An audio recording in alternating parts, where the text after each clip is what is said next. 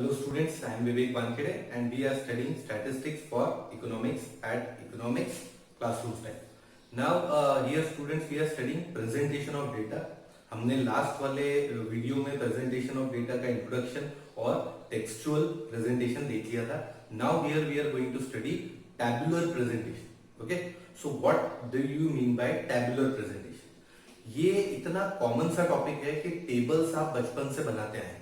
आपको पता है कि डेटा को काफी सारे टेबल में प्रेजेंट किया जाता है. कई बार एग्जाम में भी there are questions which are formulated in a form of a table. आप टेबल के फॉर्म में उस डेटा को लिखते हैं. किताबों में कई सारा डेटा दिया रहता है टेबल में, और आपको ये भी पता है कि जब वो टेबल दिया रहता है तो कई बार वो छोटी सी जगह में काफी सारा डेटा आपके पास प्रेजेंट है. प्लस यदि उन टेबल के डेटा में परसेंटेज वगैरह का यूज कर लिया जाए तो और भी बड़ा डेटा आपके पास अवेलेबल होता है. सो table is something which is always used and you are very much familiar with the table. Now what you have to learn here, you don't have to learn कि भाई what is table, वो तो आपको पता है, data का presentation वो. लेकिन here you have to learn certain terminologies. थोड़ी सी terminologies को याद रखना है और टेबल किस किस टाइप के होते हैं उनका एक एक टाइप आपको देखना है. That's it. अब ये terminologies और टेबल के टाइप्स का फायदा क्या है? So in future whenever you become a manager or you get into a corporate job or say even data entry job, so there at times whenever your senior will ask you to do certain thing कि भाई ये इसका caption change कर दो, you must know what is caption. इसका stub change करना जरा अच्छा ओके, इसका footnote change कर दो. So you should not be confused about what exactly is the footnote and what exactly is the caption or stub. तो ये terminologies के साथ कंफर्टेबल, तो वहां आपकी इज्जत को जो खतरा हो सकता है कि भाई आपने पढ़ाई की है कि नहीं, आप उससे बच जाएंगे. इसलिए टेबल की डिटेल्स जाननी जरूरी है.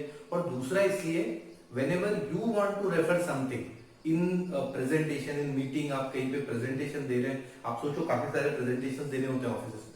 Suppose if you get into that kind of position जहां पे आपको किसी को एक्सप्लेन करना है, तो फिर आप मान लो प्रेजेंटेशन दे रहे हो, आप वहां से बोलोगे as you can see the step number 3, तो दैट साउंड्स वेरी प्रोफेशनल, वो बहुत अच्छा लगता है सुनने, है ना. इसलिए बाकी तो टेबल आपको समझ में भी आता है और टेबल को आप समझ भी सकते हैं और आपको पता भी है कि वो क्या है. तो it's not a very rocket science something कि भाई ये तो और पता नहीं क्या है तो समझ नहीं है. ये सब कुछ आपका देखा हुआ है, टेबल ऐसे ही होता है, आपको पता है. Okay, so let us get into that what is tabular presentation. तो first thing is tabular presentation क्या है? टेबल के फॉर्म में प्रेजेंटेशन करना is tabular presentation. Okay, now systematic organization of data in columns and rows. ये सबसे simple याद रखने वाली डेफिनेशन काफी सारे स्टैटिस्टिशियंस ने, इकोनॉमिस्ट ने ये वाली डेफिनेशन अप्रूव की कि भाई एक पर्टिकुलर सिस्टमैटिक तरीके से या ऑर्डरली तरीके से नाम आप अलग अलग वर्ड चेंज कर दो तो बंदा चेंज हो जाता है जिसकी डेफिनेशन. बात कॉमन है कि कॉलम्स और रोज के फॉर्म में जब भी किसी डेटा को प्रेजेंट किया जाता है then that we call a tabular presentation. Columns क्या? ऐसे जो होते हैं वो कॉलम्स और ऐसे जो होती हैं वो rows. So vertical is column and horizontal is row. ये तो ओके, ध्यान है. टैबुलेशन, टेबल बनाने की प्रोसेस को टैबुलेशन कहते हैं. जब हम टेबल में डेटा की एंट्री करते हैं और उसको कंप्लीट करते हैं टेबल को, then that is tabulation. So tabulation is a method or a process and table is the actual presentation or outcome of it. So table is the outcome of tabulation. Tabulation करते हैं तब जाके table बनता है. So अभी आप जैसे मान लो आपका टेबल बनना बाकी है, so आप क्या बोलेंगे कि मेरा टेबल बनना बाकी है, rather than you say कि I am into tabulation, मतलब tabulate कर रहा हूं, I am into tabulation, ये ज्यादा अच्छा साउंड होता है. Okay, so tabulation is the process and table is the final outcome. Now let us see what is the table. Example भी देखेंगे आगे. पहले ये देखते, ऐसा कुछ होता है टेबल, ठीक है. मोस्ट ऑफ द टाइम्स आपने देखा होगा ये इसी टाइप का टेबल होता है. अब इसमें ये कुछ कॉलम्स आपको दिख रहे हैं, कुछ रोज भी आपको दिख रही है. ये जो सबसे पहले टेबल को स्टार्ट करते हैं टेबल नंबर से. टेबल नंबर देना क्यों जरूरी होता है? टेबल नंबर देना जरूरी होता है उस टेबल को लोकेट करने के लिए. कि टेबल, जैसे कि आप सोचो कि आपको बोले कि टेबल नंबर 3.1 में दिए, तो आप इमीडिएटली थर्ड चैप्टर का फर्स्ट टेबल निकाल दे सकते हैं. टेबल नंबर 7.9 में दिया है, तो मतलब आप टेबल नंबर 7 चैप्टर 7 में जाएंगे और 9th नंबर का टेबल देखेंगे। ये जो टेबल नंबर है वो फाइल को एक्सेस करने में, चाहे वो विद इन द कंप्यूटर हो या वो इन द बुक हो, वो आपको एक्सेस करने में बड़ा इजी हो जाता है। तो टेबल नंबर इनफैक्ट रेफरेंस में भी काम आता है। जब कभी मान लो आप कोई नॉर्मल किताब पढ़ रहे हो जिसमें चैप्टर्स डिवाइडेड नहीं है और वहां पे दिया है टेबल नंबर 21, अच्छी पिक्चर दी, टेबल नंबर 21, तो टेबल नंबर 21 लिया और आपने रैंडमली कोई पेज खोला है, यू आर सीइंग कि टेबल नंबर 33 दिया है, तो you definitely go back side and you see कि where is the table number 21। So ये रेफरेंस के लिए, लोकेशन के लिए टेबल नंबर देना जरूरी है। तो सबसे ऊपर रहता है, उसको ऊपर भी लिख सकते हैं, यहाँ पे भी लिख सकते हैं। ओके, वो अभी मैं प्रेजेंटेशन में बताऊंगा। Then next comes title. ये टेबल है किस बारे में, इन टेबल्स में आप बताना क्या चाह रहे हैं, मतलब क्या चीज है जो आप इसको प्रेजेंट कर रहे हैं। Is it something a solution of a problem और may be presentation of a problem, किस टाइम पीरियड का वो प्रॉब्लम है, किस जगह का वो प्रॉब्लम है। तो ये जो टाइम, प्लेस, पीरियड वगैरह ये सब है ना, वो टाइटल में दिया। नाउ टाइटल इज इंपॉर्टेंट, आपको पता है, देखो मूवीज के टाइटल्स होते हैं, है ना, वैसे टेबल का भी टाइटल होता है। इसको देख के अंदाजा लग जाता है कि इसके अंदर क्या है, क्या लिखा है actually. Okay, so this is what is title and it is very important. Then comes head note. Head note at times may be optional, but इसमें यूनिट्स वगैरह लिखते हैं मेजरली। जो डेटा टेबल के बारे में इंपॉर्टेंट है वो आप टाइटल में कवर नहीं कर पाए, वो आप हेड नोट और फुट नोट में कवर करेंगे। ऐसा कुछ हेड नोट और फुट नोट मिला के इस डेटा को एक्सप्लेन करने का काम करेंगे, जो चीज मैं टाइटल में नहीं लिख सकता। अब टाइटल तो थोड़ा सा अट्रैक्टिव बनाने की कोशिश करते हैं जिससे कि उनका ध्यान इसकी तरफ आ जाए, लेकिन उससे रिलेटेड कुछ चीजें हैं, टाइटल्स को कंप्लीट करना है, may be units in thousands, lakhs और may be something else about some data, that time period. कई बार आप टाइटल के चक्कर में टाइम पीरियड ना मेंशन कर पाए, वो आप यहाँ मेंशन कर सकते हैं। सो टाइटल के जस्ट नीचे होता है हेड नोट, और हेड नोट यूजुअली ब्रैकेट्स में होता है। ओके, सो हेड नोट आप देते हैं। इसके बाद आप आते हैं मेन टेबल। तो क्या क्या देखिए, table number, title, head note. इसके बाद आते हैं आप मेन टेबल पे। तो इस मेन टेबल में रोज होंगी और कॉलम्स होंगे। ओके, तो कॉलम्स तो ये वर्टिकल है, आपको बताया, रोज हॉरिजॉन्टल है, दिखा हुआ देखो, रोज इस तरफ, कॉलम इस तरफ। जो कॉलम की हेडिंग होती है, जो कॉलम की हेडिंग होती है उसको कैप्शन बोलते हैं। जैसे कि इस पर्टिकुलर कॉलम में फॉर एग्जांपल मैं यहां पे लिख देता हूं स्टूडेंट्स। तो ये जो स्टूडेंट्स है ना, तो नीचे सारे कॉलम में कहीं ना कहीं स्टूडेंट्स के बारे में दिया होगा, तो ये जो स्टूडेंट्स यहां लिखूंगा दैट इज कैप्शन। यदि यहां पहले वाले में क्या लिखा है उसकी हेडिंग यहां पे दी है, तो फिर यहां भी क्या होगा, कैप्शन। तो जो भी कॉलम की हेडिंग होती है उसको कैप्शन बोलते हैं, और कैप्शन के सब हेडिंग्स हो सकते हैं। तो देयर कैन बी सब हेड्स, कि जैसे स्टूडेंट्स है तो बॉयज, गर्ल्स, है ना, तो ये यदि है तो वो तो सब हेड्स है। लेकिन जो पहला आपका इंस्ट्रक्शन है कि भाई ये कॉलम क्या रिप्रेजेंट कर, that is known as caption. तो दैट इज कैप्शन। जो पहला रो को रिप्रेजेंट कर रहा है दैट इज कॉल्ड स्टब, कि इस रो में क्या दिया होगा। फॉर एग्जांपल यहाँ पे अलग अलग ईयर लिखे, 2012, 13, 14, तो ये 2012, इसमें 2012 का डेटा दिया है, सो दिस इज स्टब। ओके, और यहां लिखा होगा ईयर्स, देखो years 2012, 13, 14. So years is a caption because it is representing the column. 2012 is a stub because it is representing the row. तो ये stub और caption यहाँ पे होते हैं, ठीक है, heads पे। उसके बाद ये अंदर जो भी डेटा होता है stub और caption के अलावा, stubs के अलावा और caption के अलावा जो भी डेटा होता है, they all are cells और items और body। यहाँ पे वो फिगर्स एंड फैक्ट्स रहते हैं जो आपने एक्चुअली गैदर किए हैं, जिसको आपको प्रेजेंट करना है, वो यहाँ रहता है। Okay, so this is body, items और सेल्स, ये आते हैं सारे के सारे।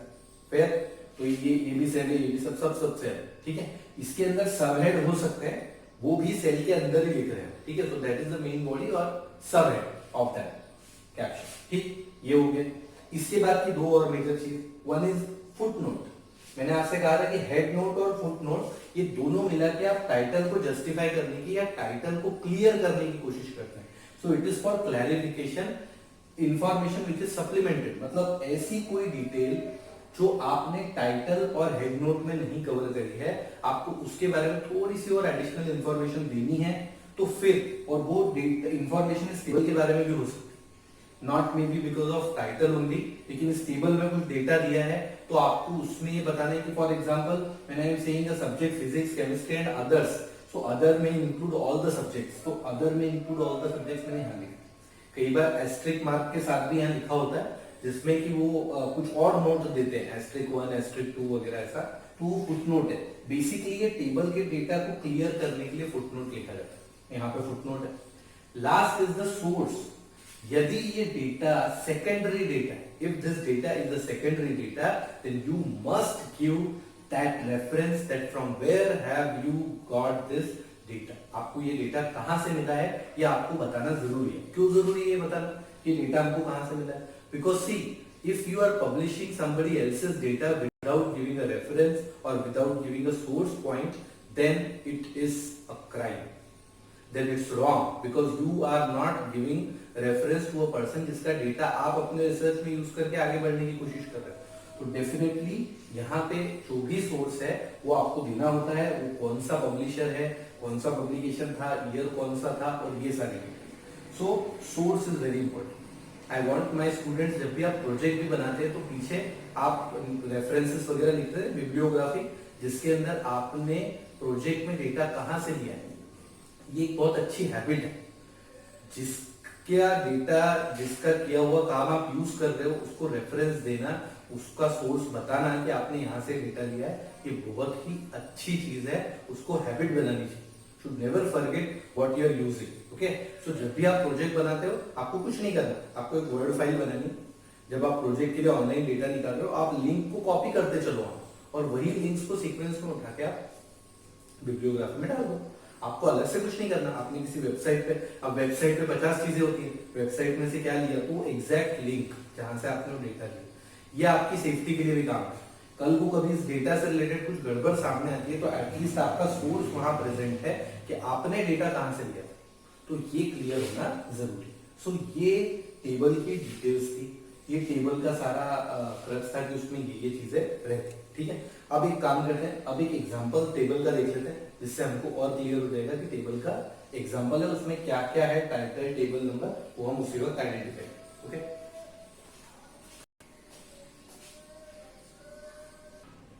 ये एक टेबल का एग्जांपल है। अब ये कंप्लीट एग्जांपल, इसमें आप देखो टेबल नंबर सबसे पहले दिया था, तो ये हो गया टेबल नंबर। उसके बाद दूसरा हो गया टाइटल। ठीक है, ये तो टेबल नंबर हो गया, टेबल नंबर। ये हो गया आपका टाइटल। ये आपका क्या है, क्या बोला था ये, हेड नोट। हेड नोट देखो क्या लिखा है, टेबल नंबर पे टेबल नंबर दिया है, और उसके बाद उसने टाइटल में दिया है production of food grains in India. मतलब क्लियर हो जा रहा है कि फूड ग्रेन्स के बारे में बात कर रहा है इन 2019-20। Head note total in lakh, tons and percentage, वो दे दिया इसने, जो टाइटल में नहीं कवर कर पाया लेकिन टेबल के लिए इंपॉर्टेंट है, उसने यहाँ पे कवर कर दिया कि भाई ये लाख और टन्स में और ये परसेंटेज में दिए, तो यूनिट्स दे दी इसने।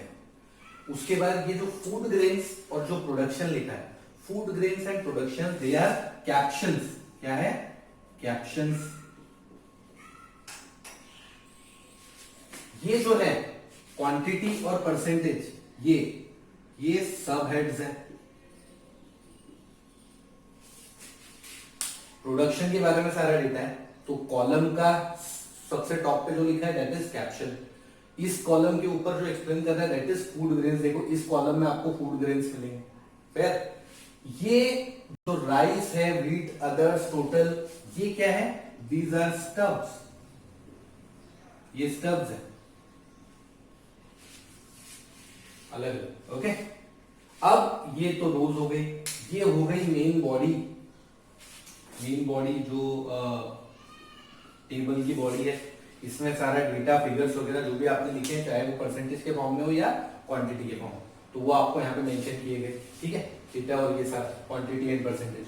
फिर यहाँ पे नीचे उन्होंने टोटल लगा लिया। अब आ गया नीचे फुटनोट। फुटनोट में क्लैरिफिकेशन दिया है कि ये जो अदर्स लिखा है यहाँ पे, इसमें बाकी के सारे फूड ग्रेन्स, मतलब राइस और व्हीट के अलावा यदि अदर्स लिखा है तो उसमें सबको इंक्लूड कर लिया है। ये फुटनोट ने एक्सप्लेनेशन दे दिया कि ना तो हेड नोट में था ना तो ऊपर था, और उसको क्लैरिफाई करने का काम उसने फुटनोट में किया। तो ये तो यहाँ पे लिखा ही है कि ये फुटनोट है। Last is source. अब देखो सोर्स में मैंने क्या लिखा है, सोर्स में मैंने लिखा है statistics for economics VK global publication 2016-17।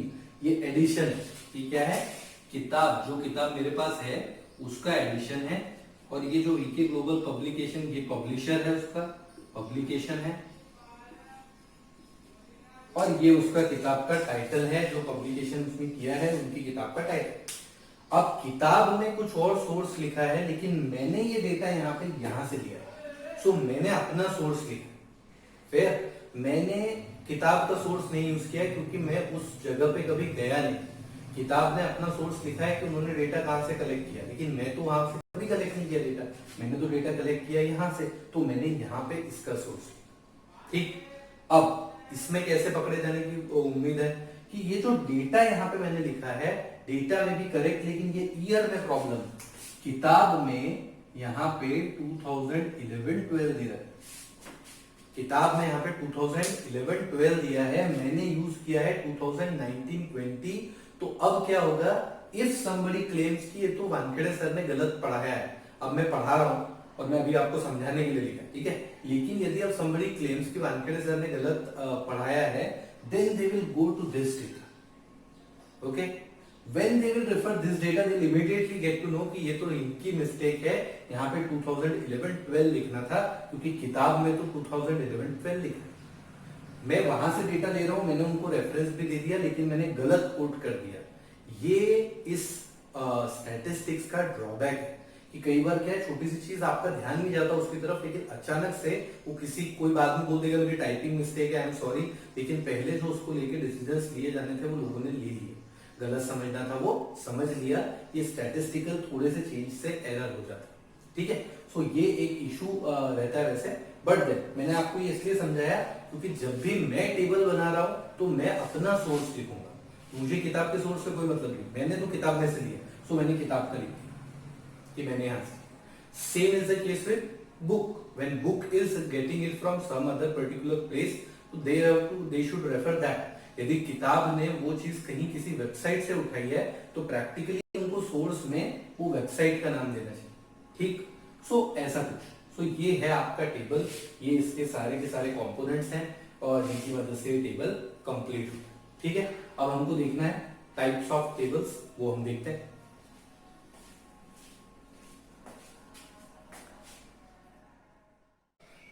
यहाँ पे हम टेबल्स के अलग अलग काइंड्स देखेंगे। इसमें ये देखेंगे कि किस बेसिस पे टेबल्स डिफाइन किए जाते हैं और अलग अलग किए जाते हैं। सो सबसे पहला क्लासिफिकेशन है पर्पस के बेसिस। इस टेबल को बनाने का पर्पस क्या है? Is a purpose some special purpose और it is a general purpose? Okay, so two types of table on the basis of purpose. One is general purpose, another is special purpose. What is general purpose table? General purpose table is for general use. अब नाम से ही clear है कि वो general use के लिए है, ये किसी स्पेसिफिक पर्पस के लिए नहीं है। फॉर एग्जाम्पल कोई डेटा चल रहा है और उस डेटा को आपने प्रेजेंट कर लिया, आपका कोई रिसर्च है और उसका एक पार्ट है table, so it is just another way of presenting a data. उससे या इस जनरल पर्पस टेबल से वो कोई पर्टिकुलर रिजल्ट किसी के सामने नहीं रखना चाहता। It is just, it's not analysis anything, it is just a table to represent the data. It's just a data bank for the use of researcher. Researcher के यूज के लिए एक छोटा सा डेटा बैंक है, बड़ा डेटा बैंक भी हो सकता है, लेकिन इसमें कोई एनालिसिस का रिजल्ट रिप्रेजेंटेशन हो रहा है ऐसा कुछ नहीं है। It is attached to some official reports, example census. Census के डेटा के साथ या किसी और ऑफिशियल रिपोर्ट के साथ इसको अटैच किया जाता है, क्योंकि ये किसी स्पेसिफिक पर्पस से तो है नहीं, कोई स्पेशल चीज के बारे में तो ये टेबल है नहीं, किसी का रिजल्ट तो ये बता नहीं रहा, तो वो जो ऑलरेडी रिसर्च चल रहा है उसके साथ ही इसको अटैच कर देते। ओके, देन रेफरेंस टेबल्स, इसको रेफरेंस टेबल भी कहा जाता है। रेफरेंस के लिए क्यों? जस्ट टू रेफर कि भाई ये डेटा यहाँ पे जैसे मैं थ्योरी में लिखता तो मैंने टेबल में लिख दिया, लेकिन इसका कोई एनालिसिस या कोई स्पेशल पर्पस नहीं है। ये जो है रेफरेंस टेबल, ये इसका ही नाम है, जनरल पर्पस टेबल को ही रेफरेंस टेबल का। ओके, अब पर्पस के बेसिस पे यदि किसी स्पेशल पर्पस से टेबल बनाई गई है, if there is some special purpose जिसके साथ ये टेबल बनाई गई है, so it is for a specific purpose, maybe to say something, maybe किसी एनालिसिस का रिजल्ट है या कुछ तो है, something specific. Small tables related to problems under consideration, ये छोटी छोटी टेबल्स होती हैं और ये जो प्रॉब्लम जिस पे रिसर्च हो रहा है, जिसके बारे में रिसर्च हो रहा है, उसके साथ ये टेबल्स दी जाती है एज ए रिजल्ट। ठीक है, so they are small tables which relates to the problem under consideration. Okay, ये data in the form of result of analysis, जैसा कि मैंने इसमें कहा कि यहाँ पे किसी का एनालिसिस या किसी का रिजल्ट नहीं दिया, वैसे यहाँ पे भी किसी का एनालिसिस या किसी का रिजल्ट नहीं दिया, प्रेजेंटेशन नहीं है ये, सॉरी, यहाँ पे प्रेजेंटेशन नहीं है, यहाँ पे है। यहाँ पे जो डेटा है वो तो रिजल्ट है, किसी का एनालिसिस है, क्योंकि हम बताना चाहते हैं कि हमने क्या फाइंड किया, मतलब there is a purpose attached to that table, इस टेबल के साथ कुछ पर्पस अटैच। ओके, ये और इसको समरी टेबल भी कहा जाता है, क्योंकि it is kind of a conclusion, it is kind of a result का एनालिसिस का रिजल्ट वो रिप्रेजेंटेशन है, सो इसको समरी टेबल भी कहा जाता है। ओके, सो ये एक जनरल पर्पस टेबल और एक स्पेशल टेबल, आपके पास ये दोनों है। ओके, इसका एग्जांपल चाहे तो आप देख सकते हैं। अब हम अगले की तरफ चलते हैं, ओरिजिनलिटी के बेस पे, original and derived table, what is that? ये बड़ा बढ़िया सा क्लासिफिकेशन कि ये डेटा की ओरिजिनलिटी के बेसिस। ओरिजिनलिटी मतलब क्या उसके साथ कुछ छेड़छाड़ की गई है या कन्वर्जन किया गया। छेड़छाड़ थोड़ा नेगेटिव साउंड होता है, कन्वर्जन किया गया है। If the data is collected in the form in which it was collected, जैसा कलेक्ट किया था वैसा का वैसा रख दिया आपने, जो चीज जैसे कलेक्ट किया उसी को टेबल में रख दिया आपने, that data is original data.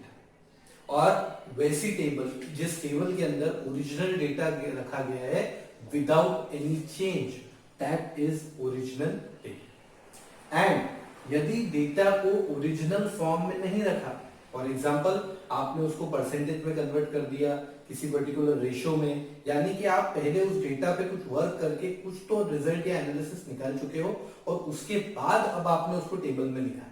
So percentage या रेशियोज के फॉर्म में जब आपने उसको टेबल में लिखा है, that table is called derived table. What is that? Derived table. और ये क्या है?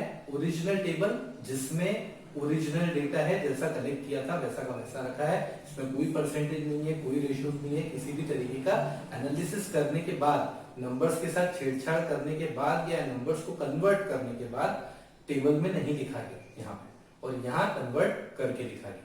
सो this is derived and this is original. इसका भी एग्जांपल देख लो। ओके, अब देखते हैं नेक्स्ट काइंड। ये हमारा next kind, this is on the basis of construction. अब कंस्ट्रक्शन टेबल का जो किया जाता है that is based on the characteristics.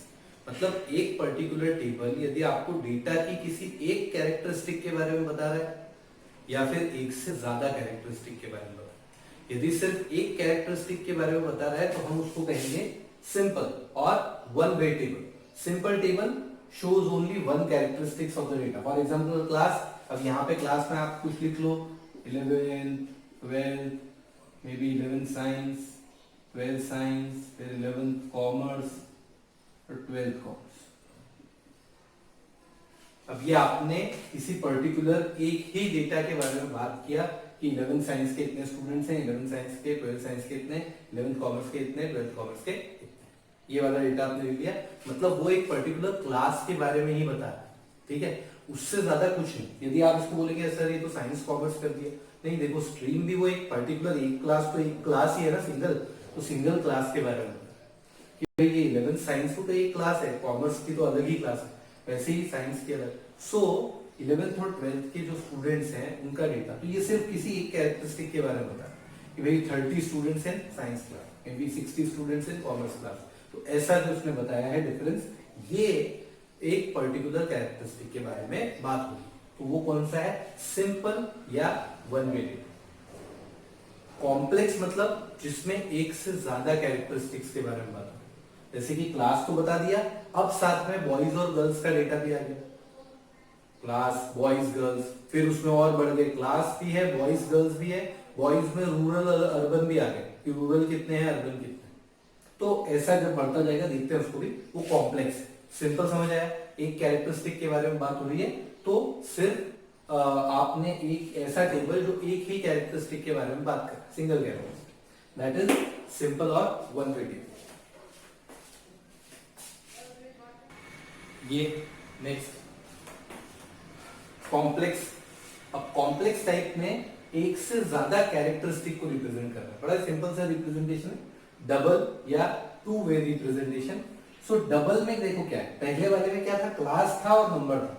अब क्लास मतलब 11 साइंस, बॉयज कितने, गर्ल्स कितनी, 12 गर्ल्स कितने, बॉयज कितने। ये जो कैटेगराइजेशन हो गया, एक नई कैरेक्टरिस्टिक पता लगी, जेंडर के बारे में पता लगा, क्लास के बारे में तो पता लगा, जेंडर के बारे में भी पता लगा। तो class was the one variable, now gender is another variable. So ये हो गया टू वे या डबल। ऐसे ही जब हम बात करेंगे ट्रेबल की, तो ट्रेबल में क्या होगा, ट्रेबल में सब सेम रहेगा, नहीं चेंज तो होगा। तो ये क्लास, तो यहाँ पहली कैरेक्टरिस्टिक हो गई, नंबर ऑफ स्टूडेंट्स, ये भी हो गया, बॉयज भी हो गया, गर्ल्स भी हो गया, बॉयज के अंदर 2 हो गए, गर्ल्स के अंदर भी 2 हो गए, रूरल अर्बन, रूरल अर्बन। ये थोड़ा ठीक से नहीं बना है अभी, ये इसको आप ट्रेबल, ट्रेबल मतलब 3 कैरेक्टरिस्टिक्स। क्लास कौन सी है, जेंडर क्या है, और स्पेशल मतलब कहां लोकेटेड है, ये रूरल एरिया में है या अर्बन एरिया। सो ये जब 3 कैरेक्टरिस्टिक बता रहे हैं, क्लास, जेंडर एंड लोकेशन, ये है ट्रेबल, जिसमें 3 कैरेक्टरिस्टिक्स, डबल था तो 2 कैरेक्टरिस्टिक, सिंपल था तो 1 कैरेक्टरिस्टिक, सिंपल के बाद वाले कॉम्प्लेक्स हैं, तो कॉम्प्लेक्स में एक डबल है, एक ट्रेबल है जो 3 कैरेक्टरिस्टिक्स, और एक मैनीफोल्ड। अब मैनीफोल्ड वाली टेबल देखो कैसे बनी, इसमें 3 से ज्यादा कैरेक्टरिस्टिक्स है, ये फर्दर काइंड का मैनीफोल्ड है।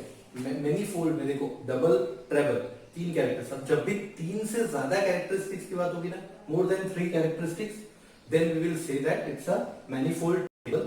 Now manifold में देखो, फर्स्ट इज क्लास, बच्चे की क्लास के बारे में पता लग रहा है, दूसरा उसके जेंडर के बारे में पता लग रहा है, बॉय और गर्ल, तीसरा उसके हैबिटेशन या कहाँ किस लोकेशन क्या है, अर्बन रूरल, वो पता लग रहा है। नाउ मैरिड अनमैरिड भी पता लग रहा है, it is into married unmarried. अब इसके अंदर और भी हो सकता है, पुअर और rich, say below poverty line और अबव पॉवर्टी लाइन, ऐसा भी अलग क्लासिफिकेशन होगा। ये मतलब unmarried above poverty line, married above. तो ये जो class, gender, habitation and then their marital status, ये कितना देखो 1 2 3 4, ये 4 हो गए, मतलब 3 से ज्यादा हो गए। सो मोर देन 3 कैरेक्टरिस्टिक्स जब भी होगा तब हम उसको मैनीफोल्ड टेबल कहेंगे। सो दैट इज मैनीफोल्ड। सिंपल है, बहुत ही सिंपल। सिंपल इसमें एक characteristic, complex more than 1, double it's 2. Okay, so there is for 2 characteristics there is specific name called double. Then 3 characteristics there is a specific name called treble. And then if it is more than 3 then manifold. Quadruple वगैरह वो सब करने की बजाय manifold में कर दिया, it's showing more than 3 characteristics. So वो टेबल कितनी characteristics represent कर रहा है, उसके बेसिस पे आप ये डिसाइड करेंगे कि वो टेबल कौन सी कैटेगरी में आता है। ओके, अब ये तो उसके काइंड्स हो गए कि टेबल के काइंड्स क्या क्या होते हैं। अब चाहे कैरेक्टरिस्टिक्स कैसी भी हो, क्लासिफिकेशन बेसिक्स होते हैं कुछ टेबल के, छोटा सा है वो टॉपिक भी अभी साथ में देख लेते हैं। ये देखो, डेटा को क्लासिफाई किया जाता है और उसको टेबल के फॉर्म में प्रेजेंट किया जाता है। अब यदि क्लासिफिकेशन क्वालिटी के बेसिस पे हो रहा है, ठीक है, क्वालिटी के बेसिस पे, मतलब we are talking about certain characteristics which is a qualitative characteristics, may be male और फीमेल, गुड और बैड। यदि हम उस क्वालिटी के टर्म्स में बात कर रहे हैं, कैरेक्टरिस्टिक्स के टर्म्स में बात कर रहे हैं, तो वो qualitative classification of data and tabular presentation. यदि वही मार्क्स के बारे में बात हो रही है, 10 to 20, 30 to 40, प्रॉफिट के बारे में बात हो रही है, 40,000, 80,000, 60, मतलब नंबर्स की बात हो रही है, न्यूमेरिकल, तो वो क्वांटिटेटिव। तो जो न्यूमेरिकल टर्म्स में, स्टैटिस्टिकल टर्म्स में बात हो रही है, दैट इज क्वांटिटेटिव, क्योंकि उसको काउंट किया जा सकता है। यदि वो कैरेक्टरिस्टिक्स के टर्म्स में बात हो रही है, which is not measurable in numbers, so that is qualitative. Then temporal, मतलब ईयर्स में, जैसे आपने टेबल बनाया, वो टेबल आपने 2011, 12, 13, 14 ऐसा यदि बनाया है, तो टेम्पोरल प्रेजेंटेशन। स्पेशल, यानी कि ये स्पेटियल प्रेजेंटेशन किसके आता है, जब आपने स्टेट्स या कंट्रीज लोकेशन बेसिस पे, कि किस जगह पे वो लोकेटेड है, यदि लोकेशन के बेसिस पे आपने कोई टेबल बनाया है जिसपे बताया पंजाब के कितने, हरियाणा के कितने, महाराष्ट्र के कितने, यूपी के कितने, जब ये आपने टेबल बनाया है और यहाँ पे कुछ अलग अलग लोकेशन या प्लेसेस लिखे हैं, तो वो special classification of data and tabular presentation. यदि ईयर्स लिखे हैं, टाइम में लिखा है, कुछ टाइम शेड्यूलिंग के हिसाब से ईयर्स में लिखा है डेटा, तो टेम्पोरल प्रेजेंटेशन। नंबर्स में लिखा है तो क्वांटिटेटिव प्रेजेंटेशन, और यदि कैरेक्टरिस्टिक्स में लिखा है तो qualitative. Okay, so qualitative for characteristics, numbers, time frame और ईयर्स, स्पेशल, लोकेशन। ठीक है, तो ये आपका क्लासिफिकेशन। अब इसका काम कहाँ पड़ता है, इसका काम कहाँ पड़ता है, तो may be in terms of identification. अब यदि आपको ईयर के बारे में डेटा दिया है कि we are giving food grains 2013, 14, 15, 16 ऐसा दे रखा है, तो that is a temporal type, पता होना चाहिए कि उसका नाम क्या है, दैट्स इट। ठीक है, ये इतना ज्यादा डिटेल में जाने का है ही नहीं, just about that. Okay, understanding.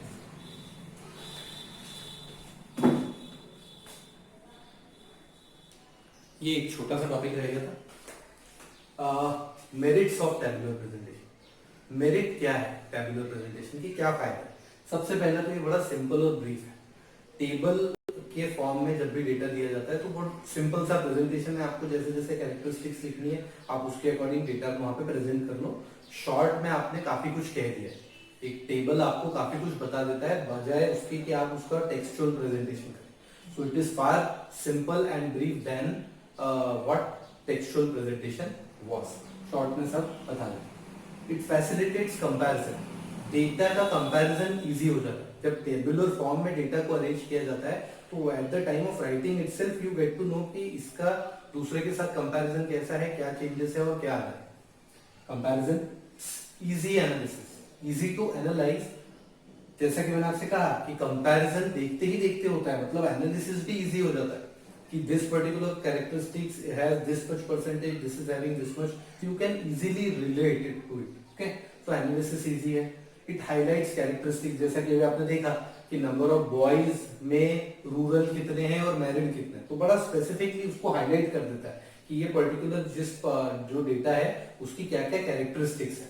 उसमें आपको बहुत सारी इसमें तो ये डायग्रामेटिक प्रेजेंटेशन को भी कई बार पीछे छोड़ देता है, क्योंकि उसमें तो आपको बड़ा डायग्राम को देख के पता करना पड़ता है कि कहाँ पे कौन सा है, उसका रेफरेंस क्या है। यहाँ पे तो ये इजीली आपको फाइंड हो जाता है कि ये वाला डेटा है इस कैरेक्टरिस्टिक, तो उसमें आपको क्या है वो नीचे देखना पड़ता है कि इस कलर का डायग्राम है वो किसको रिप्रेजेंट कर रहा है, उस कलर में क्या रिप्रेजेंटेशन है। यहाँ पे ये काफी इजीली आपको हाईलाइट हो जाता है। And then last is economical, ये स्पेस भी बचाता है, टाइम भी बचाता है, तो ये इजी और इकोनॉमिकल प्रेजेंटेशन, सस्ता भी पड़ता है टैबुलर फॉर्म में डेटा को कन्वर्ट कर, क्योंकि anyways nowadays the data is से ऑर्गेनाइज्ड इनटू एक्सेल शीट्स वगैरह, तो शीट्स ऑलरेडी बनाते हैं, तो उसमें से इकोनॉमिकल है इसको उसमें कन्वर्ट करते हैं। और क्योंकि लोगों के लिए समझना भी आसान है, उसको मतलब कंपैरिजन भी इजीली कर सकते हैं, एनालाइज भी इजीली कर सकते हैं। यदि इतना सब कुछ है तो ये ओवरऑल टाइम और स्पेस को बचा लेता है। ओके, डायग्राम में need a bigger space to express, लेकिन टेबल उसको छोटी जगह में ही एक्सप्रेस कर सकते।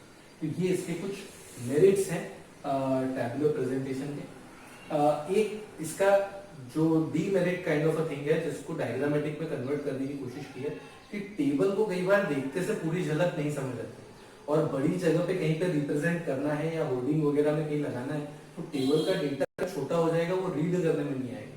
तो उसको फिर डायग्रामेटिक प्रेजेंटेशन में हमने कवर किया है और उसके लिए डायग्रामेटिक प्रेजेंटेशन का क्रिएशन हुआ, क्योंकि ये वाली प्रॉब्लम थी कि दूर से देख के नहीं समझ आएगा, पढ़ना पड़ेगा उसको, इसको भी रीड करना पड़ेगा, टेबल है उसको रीड करना पड़ेगा। तो फिर इसको हमने कवर किया है डायग्रामेटिक प्रेजेंटेशन में, जो कि हम नेक्स्ट वीडियो में।